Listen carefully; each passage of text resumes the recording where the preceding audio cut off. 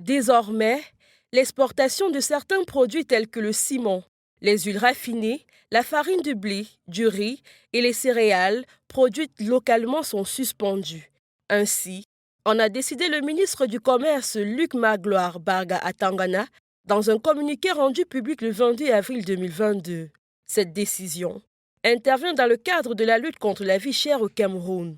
Un début de solution, comme le pensent certains observateurs, avertis. La suspension des produits indiqués par le Minicommerce à l'exportation est un début de solution, effectivement, dans la mesure où on sait qu'il y a une sorte de surenchère parfois qui se fait et des pénuries organisées pour justement causer des inflations volontaires. Ce n'est pas toujours le cas, mais il y a cette possibilité et cette réalité à laquelle les Camerounais ont souvent fait face.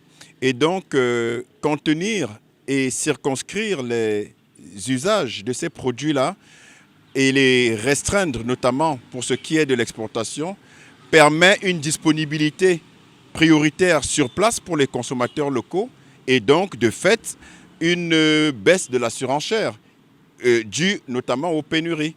Donc, c'est un début de solution. Les pouvoirs publics devraient saisir cette opportunité pour mettre sur pied de véritables mécanismes à même de contourner cette situation de crise. Il est important, il est impératif que nous tirions les leçons du passé et qu'on ne soit pas toujours dans la gestion de l'urgence.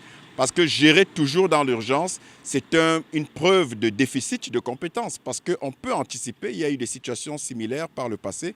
Et il est impératif, il est de bon ton que nos gouvernants, au-delà des dispositifs et des dispositions ponctuelles par rapport à la conjoncture, puissent créer un environnement des affaires qui mettent à l'abri le consommateur pour ces différents désagréments.